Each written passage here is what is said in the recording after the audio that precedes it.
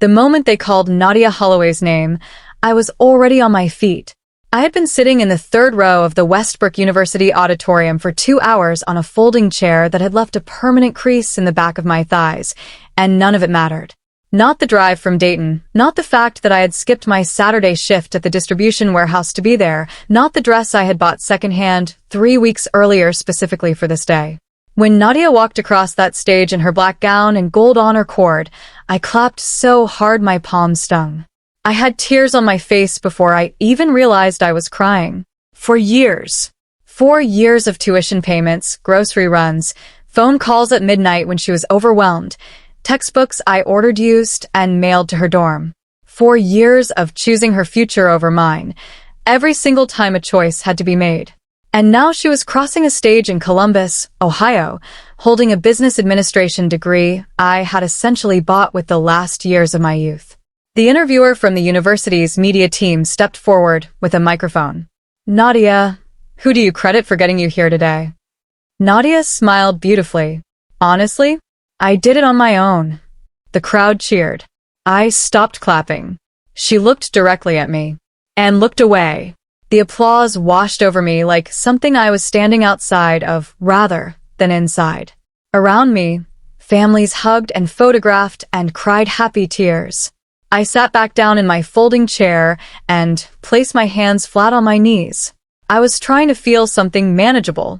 What I felt instead was the full weight of the past 4 years arriving all at once, the way a bill arrives after a long delay, larger than expected and impossible to ignore.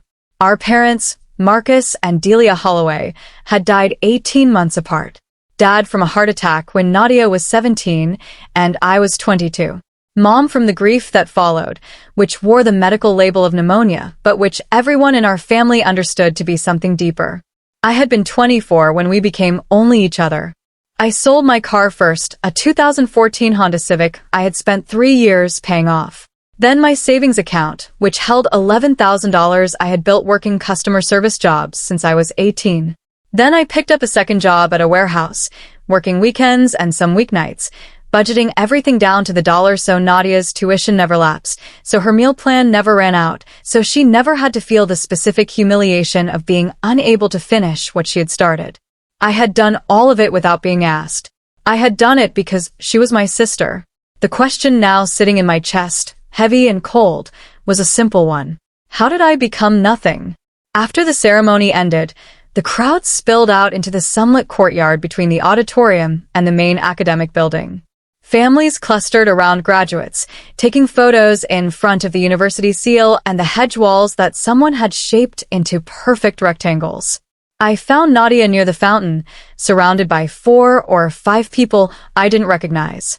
She was laughing at something, her gown unzipped at the front to show a cream silk blouse underneath, her graduation cap tilted at the angle of someone who knew exactly how she looked in photographs.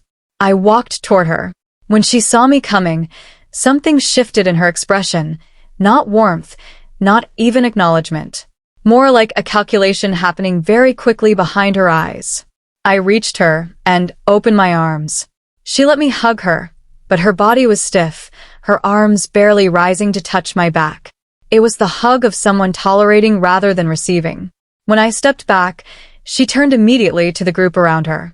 "Guys, this is..." She paused for just a fraction of a second, and in that fraction I felt my entire history with her compress into something dismissible, a relative of mine. Distant side of the family. Not my sister. Not the person who paid for this day. Not even my name. A relative. Distant.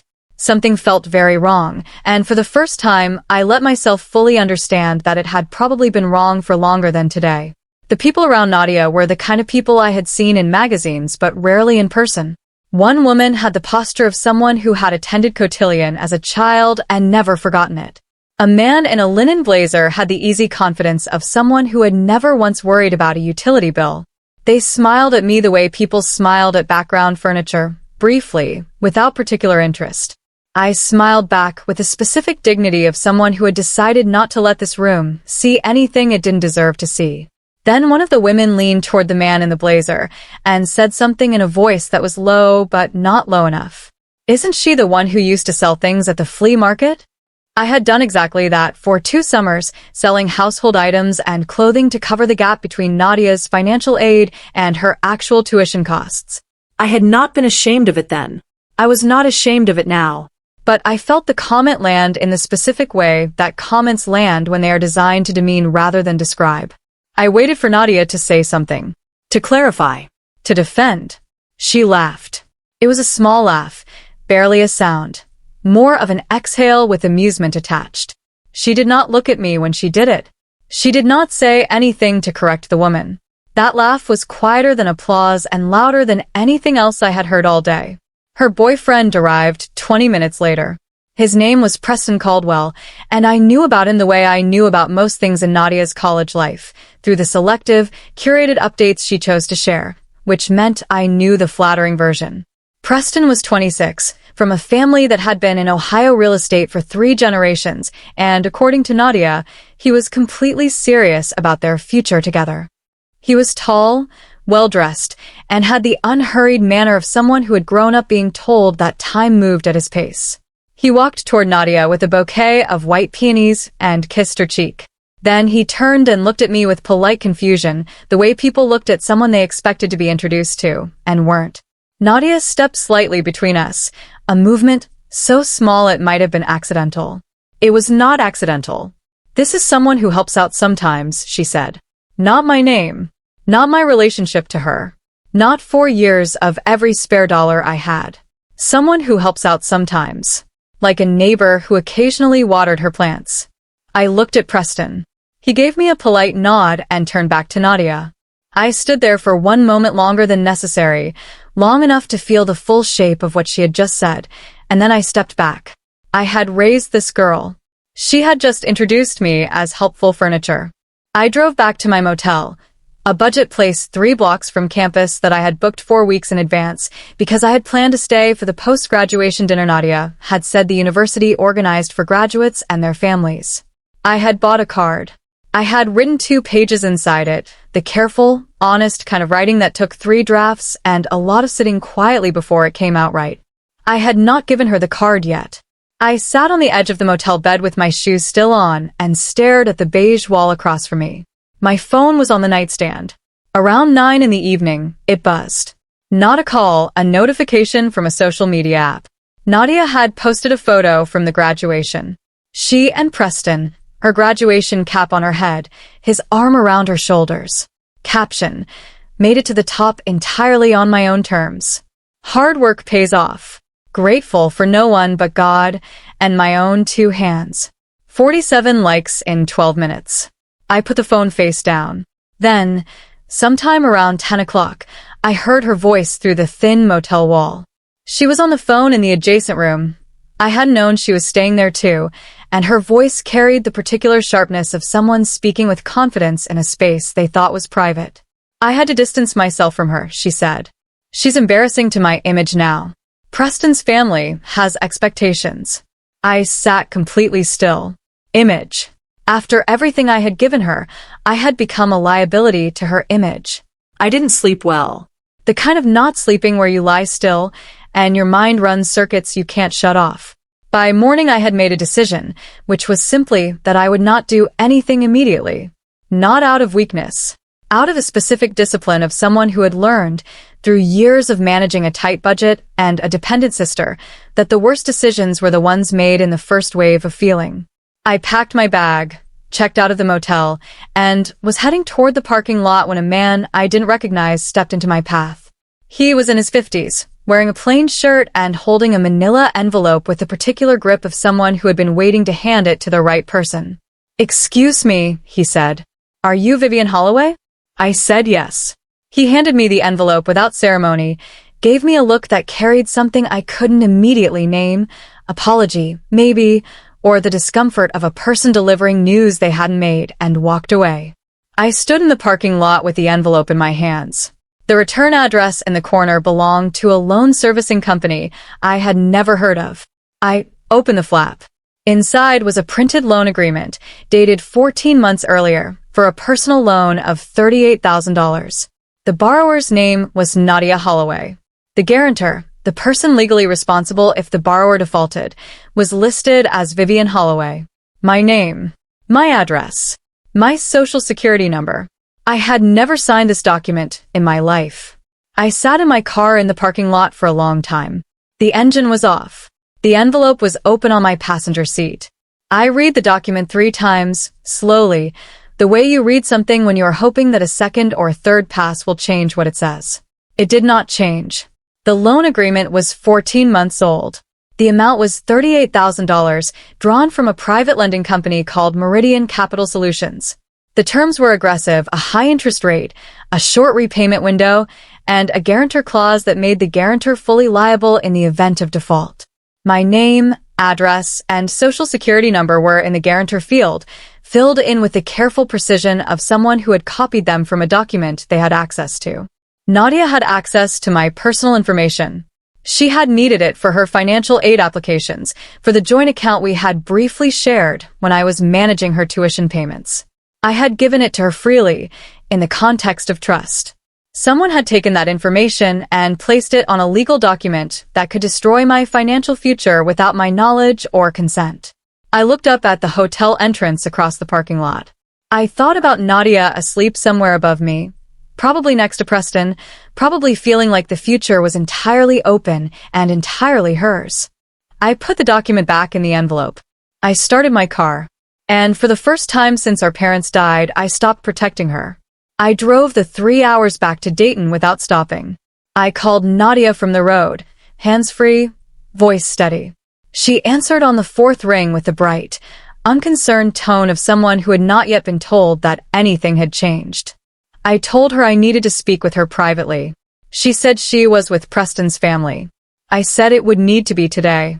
Something in my voice must have communicated more than the words, because her tone shifted slightly. She said she could call me back in an hour. She called back in 40 minutes. When I told her I had the loan document, there was a silence on the line that lasted long enough to confirm everything I needed to confirm. I asked her directly, had she used my information to sign as guarantor on a $38,000 loan without my knowledge? She didn't deny it. What she said instead, in a voice that was almost impressively calm, was that I was overreacting, that it was a technicality, that she had needed money for things financial aid didn't cover, and she had fully intended to pay it back. I asked her when. She said eventually. She said the word with the ease of someone who believed eventually was a place rather than a problem. I asked her what she thought would happen to my credit, my financial standing, my ability to rent an apartment or apply for a loan of my own if she defaulted. She told me I was being dramatic. Then she said something I had not expected. You chose to struggle, she said. I chose to rise. That sentence stayed with me the whole drive home. You chose to struggle. I chose to rise. I turned it over the way you turned something uncomfortable in your hands, testing its edges, trying to understand exactly what kind of person said that to the sister who had sold her car and her savings and her weekends so they could have a future. By the time I reached my apartment, a 1-bedroom in a complex outside downtown Dayton, modest, clean, entirely paid for by the kind of careful budgeting that left no room for error, I had my answer. The kind of person who said that was someone who had rewritten the story so completely that they had begun to believe their own version. In Nadia's version, I was not the person who had funded her education. I was a cautionary tale she had escaped.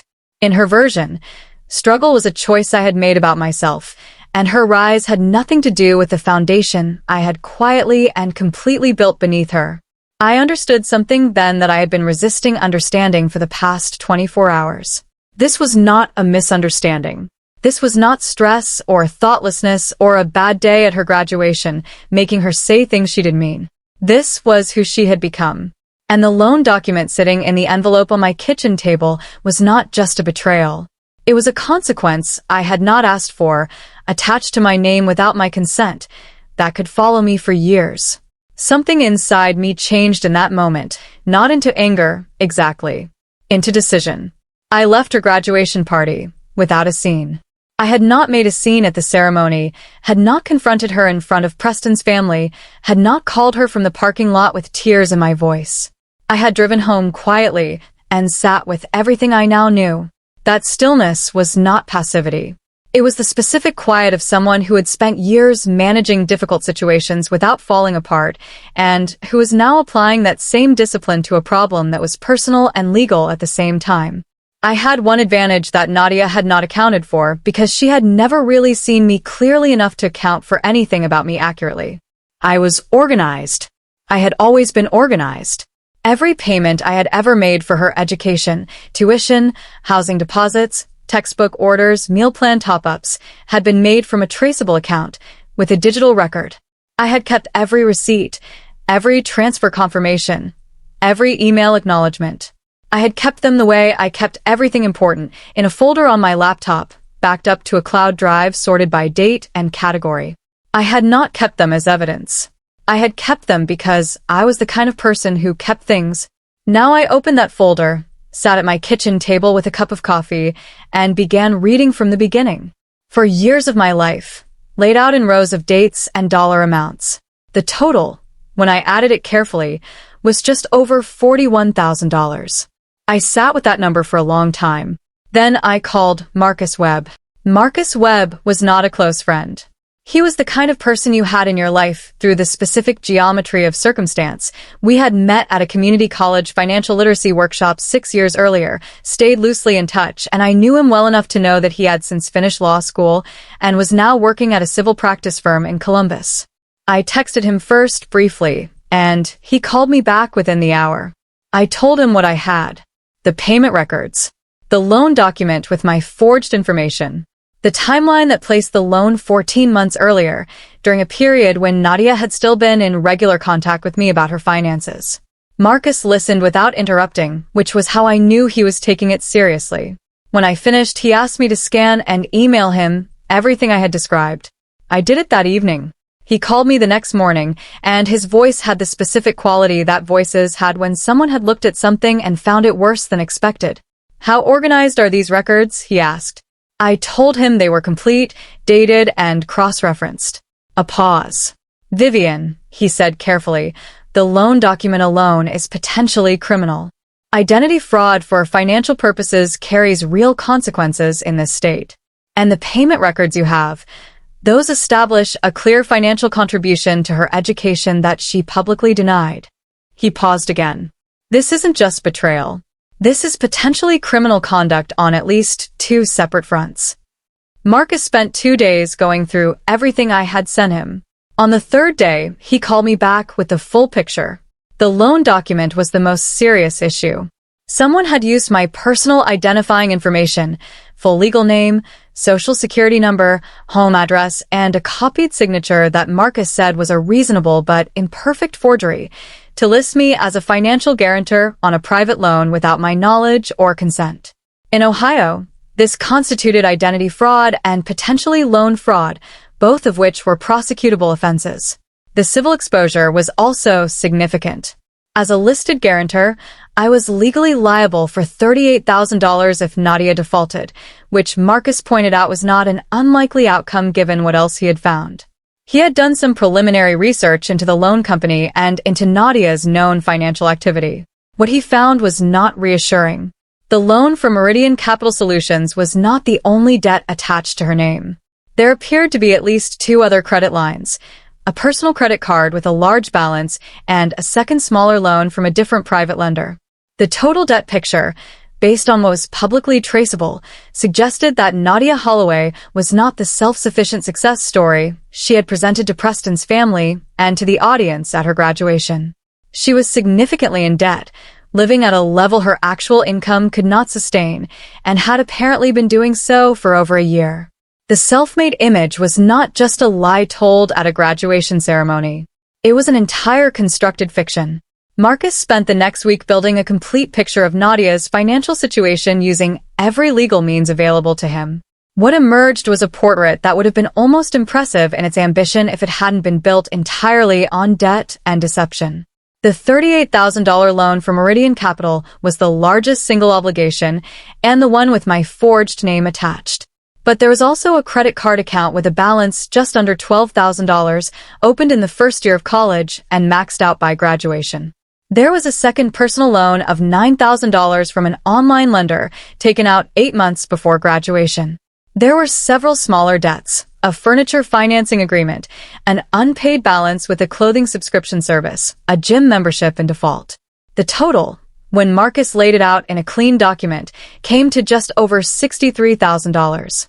Nadia had graduated from a 4-year university with a business administration degree, a polished appearance, a wealthy boyfriend from a respected family, and $63,000 of private debt that she had carefully kept out of sight of everyone whose opinion she valued. The self-made speech. The Instagram caption about hard work and independence. The careful management of who knew what about her history. It was all architecture built to hide a structure that was fundamentally unsound. And somewhere underneath all of it, attached to $38,000 of it without her knowledge or consent, was my name. I reached out to Preston Caldwell through a method that took some careful thought. I didn't want to approach him directly and have it look like a personal attack from a bitter family member. I also didn't want to do nothing while he made major life decisions based on a version of Nadia that didn't exist. In the end, I sent an anonymous message through a third-party email service to a business address I found on his family's real estate company website. The message was brief and factual. It said that someone close to Preston's girlfriend had reason to believe her publicly stated financial history was significantly different from her actual financial situation, and that anyone considering a long-term commitment with her might want to verify certain basic facts before proceeding. I included no names, no accusations, no emotional language. I attached nothing. I simply opened a door. The response came 3 days later, not to me, but through Marcus, who received a call from a private legal firm representing the Caldwell family. They had questions. They were discreet about it, which told me that Preston had taken the message seriously without immediately confronting Nadia. They wanted to know what documentation existed. Marcus told them, professionally and completely, exactly what we had. After the call, Marcus rang me. "They're doing their own investigation now," he said, quietly, "which means they'll find everything." I thanked him. Then I turned my attention to the next phase, because the Caldwell family's private discovery, while useful, was not the stage I had in mind. The invitation arrived by email, forwarded to me by a mutual acquaintance who had received it through Nadia's social network. The Caldwell family was hosting a celebration dinner in honor of Nadia's graduation, a formal event at their property in Upper Arlington, designed to introduce her formally to their extended network of business associates, investors, and family friends. The theme was achievement and the future. Nadia was expected to speak. Preston's father, a man named Gerald Caldwell who had spent 30 years building the family's real estate holdings, would be in attendance, along with several prominent Columbus business figures whose names I recognized from regional business publications. It was, in every sense, the public launch of Nadia's new identity, the self-made, accomplished young woman who had earned her place at this table through intelligence and hard work alone. The irony of the setting was not lost on me. My sister had been building toward this room for years. She had managed her image carefully, managed her relationship strategically, and managed the truth about her history with the precision of someone who understood that perception was power. What she had not managed was me. I accepted the invitation through the same mutual acquaintance, quietly and without announcement. I did not tell Nadia I was coming. I asked Marcus to prepare clean printed copies of every relevant document. Then I chose what to wear very carefully, the way you chose what to wear when you understood that how you looked would affect whether people listened to what you said. The Caldwell property in Upper Arlington was the kind of house that announced itself before you reached the door. A long gravel driveway, mature oak trees, a porch with columns that were decorative rather than structural, the whole arrangement designed to communicate permanence and taste. Inside, the event had the particular quality of gatherings where everyone knew they were being evaluated and had dressed accordingly. Round tables with white linens. A podium near the windows overlooking the garden. Catering staff moving through the room with practiced invisibility. I arrived 20 minutes before Nadia was scheduled to speak. I found my seat, which was at a table near the middle of the room. Close enough to be heard when the moment came, far enough back that my presence wouldn't be immediately obvious to someone scanning the front rows. I had the printed documents in a leather portfolio on my lap. Marcus had also prepared a brief digital presentation, clean slides, clear fonts, no emotional language, just dates and figures and document images that could be displayed from a laptop if the room's presentation system was available. It was. I had confirmed this through the event coordinator, who had been under the impression I was attending in a professional capacity. I sat quietly while the room filled around me. People chatted, laughed, clinked glasses. Gerald Caldwell moved through the room with the ease of a host who had done this many times. And at the front of the room, surrounded by Preston and his family, stood Nadia, polished, confident, entirely unaware of what the evening was actually going to contain. Nadia's speech was scheduled for 8:30. By 8:15, the room had settled into its seats and Gerald Caldwell had given a brief, warm introduction about the value of ambition and the importance of the right character in the people you brought into your family circle. He looked at Nadia when he said it. She smiled with the particular grace of someone who had practiced receiving compliments of exactly this magnitude. I watched her from my seat and felt something I hadn't expected to feel.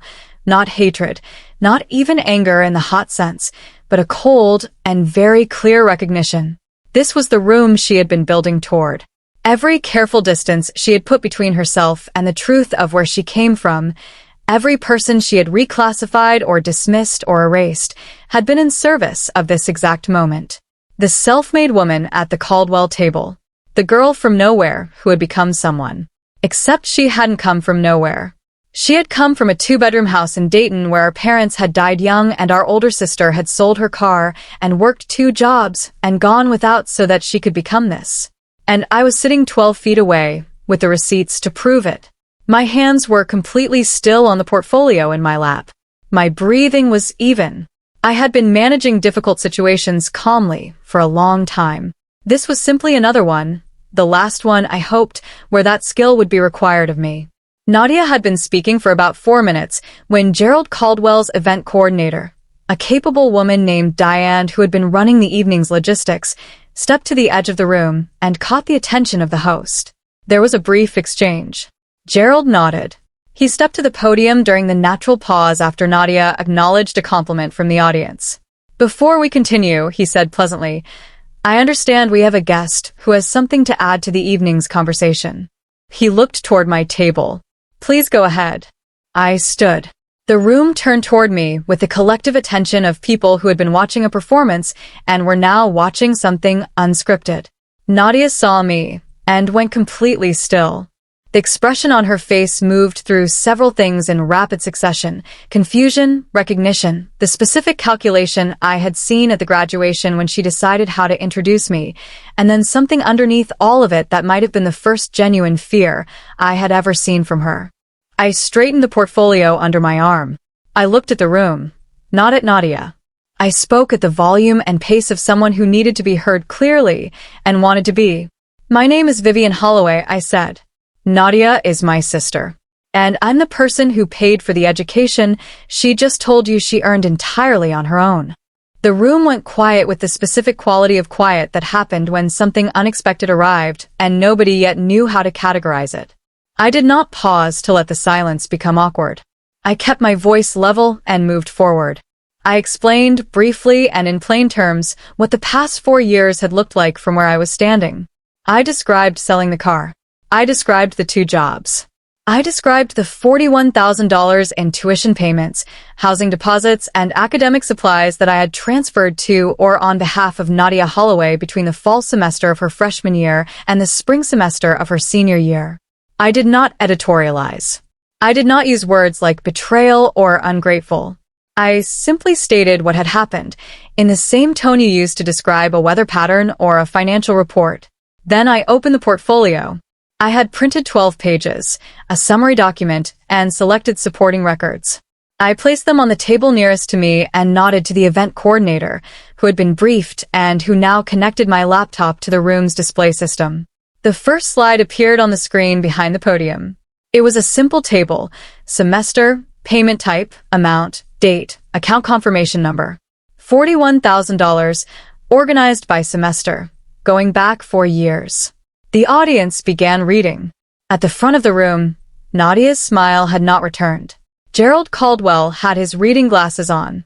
Preston was looking at the screen with the careful expression of someone doing arithmetic they hadn't expected to be doing this evening. I advanced to the second slide.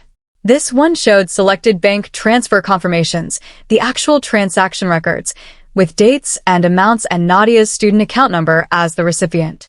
I had redacted nothing except my own account number, following Marcus's legal guidance. The figures were clear. The pattern was clear. 4 years of regular, substantial transfers from my account to hers, timed to semester payment deadlines. The audience was murmuring now, not loudly, not chaotically, but with a particular sound of a room processing information that was changing its understanding of something it had previously accepted. I advanced to the third slide. This one was different from the first two. It showed a document image, the loan agreement from Meridian Capital Solutions. I explained what it was. I explained that my name, address, and social security number appeared as the financial guarantor on this document, and that I had never signed it, never seen it, and had no knowledge of its existence until it was handed to me in a parking lot the morning after the graduation ceremony. I stated clearly that the signature on the guarantor line was not mine. I did not use the word forgery. I did not need to. Marcus had advised me that the document would speak for itself to anyone with legal or financial experience in the room, and Gerald Caldwell had 30 years of real estate transactions behind him. I watched his expression as he read the slide. His face had gone very still. Preston had turned and was looking at Nadia. I advanced to the final slide. This one showed a summary, a clean, simple breakdown of the total debt picture Marcus had assembled from public and legally accessible records. The $38,000 Meridian loan, the $12,000 credit card balance, the $9,000 private loan, the smaller obligations, the total, $63,000 of private debt, accumulated over 4 years, attached to the name of the woman who had just given a speech about independence and hard work. I read the total aloud, clearly, and then I closed the presentation. I looked at Nadia directly for the first time since I had stood up. She was not looking at the screen anymore. She was looking at me with an expression I had not seen from her before, not calculation, not dismissal, not the careful social management she had been performing all evening. Something rawer than that. Something that might have been the face of a person who had just seen the version of events that they had convinced themselves would never be spoken out loud. I had not come to this room to humiliate her. I had come because my name was on a $38,000 loan I had not signed, because she had stood on a stage and erased me in front of a crowd, and because the people in this room deserved to make decisions about their futures based on facts rather than a fiction she had constructed. Preston's face had changed completely. He set his napkin on the table with the deliberate movement of a man making a decision. His father was already leaning toward the family, attorney seated 2 chairs to his left. Nadia tried to speak. I will give her this, she tried. She stepped toward the podium with the instinct of someone who had always been able to talk her way through difficulty, and she opened her mouth with the expression of someone assembling a counter-narrative at speed. What came out was a version of events in which the loans were a misunderstanding, in which the financial records were being misrepresented, in which I was a complicated family member with complicated motivations. She said it well, actually. She had always been articulate. But the room had the documents on the screen and the printed pages on the tables, and articulate counter-narratives had a much harder time competing with bank transfer confirmations and loan agreements than they had competing with nothing at all. Gerald Caldwell raised one hand, not rudely, just firmly, and Nadia stopped speaking. He turned to his attorney. A brief, quiet exchange occurred at the head table. Preston had not looked at Nadia since he set down his napkin. His mother had placed one hand over her mouth and was staring at the projection screen. Several of the business guests had taken out phones, not to record the moment, I thought, but because people who dealt in financial information reached for verification instinctively when something significant was presented to them. The self-made image that Nadia had constructed across 4 careful years did not collapse loudly. It simply became impossible to maintain in the presence of documented evidence, in a room full of people who understood what documented evidence meant. I left the Caldwell property before the evening formally ended. I had said what needed to be said. The documents were in the room. The right people had seen them. What happened next was no longer mine to manage, and I had spent enough years managing things that weren't mine to carry. Marcus called me the following morning with updates that arrived in stages over the next 2 weeks. Gerald Caldwell's legal team had contacted the loan servicing company directly. The forged guarantor signature was being formally disputed, and the process of having my name removed from the document had begun. Marcus filed additional paperwork on my behalf with the Ohio Attorney General's Consumer Protection Office, documenting the identity fraud. Nadia had retained her own attorney, which Marcus said was actually a reasonable response and suggested that some part of her understood the seriousness of what she had done. Preston ended the relationship. I learned this not from Nadia, but from the same mutual acquaintance who had forwarded the event invitation. She had heard it from someone in Preston's social circle and told me with the careful neutrality of someone delivering news they weren't sure how to frame. 2 of the business figures who had attended the Caldwell dinner had quietly withdrawn from conversations they had been having with Nadia about potential employment. Her carefully constructed future had not vanished entirely, but the architecture of it, the relationships, the reputation, the image, had been seriously and probably permanently compromised by the weight of what the documents had shown. 6 months later, I was sitting on the small balcony of my apartment in Dayton on a Sunday morning with coffee and no particular schedule. The legal process was still moving. These things moved slowly, but Marcus had confirmed that my name had been formally removed from the Meridian loan document, that the fraud filing was progressing, and that my credit record had been restored to its pre-document state. I had applied for and received a small business loan of my own, something I had been putting off for 2 years while I quietly helped Nadia to start a bookkeeping service for small businesses in the area. The loan had been approved on the strength of my actual financial history, which was modest, but clean and consistent. I was building something. Slowly, carefully, entirely my own. My phone buzzed on the table beside me. I looked at the screen.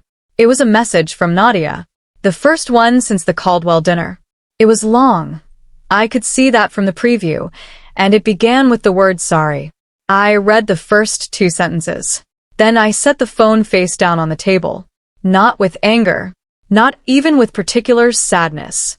With the calm of someone who had learned at some cost the difference between the people who deserved access to your energy and the people who had demonstrated clearly and repeatedly that they did not. The coffee was still warm. The morning was quiet. I picked up my cup and looked out at the street below, where an ordinary Sunday was going about its business without asking anything from me that I wasn't ready to give. I had chosen myself.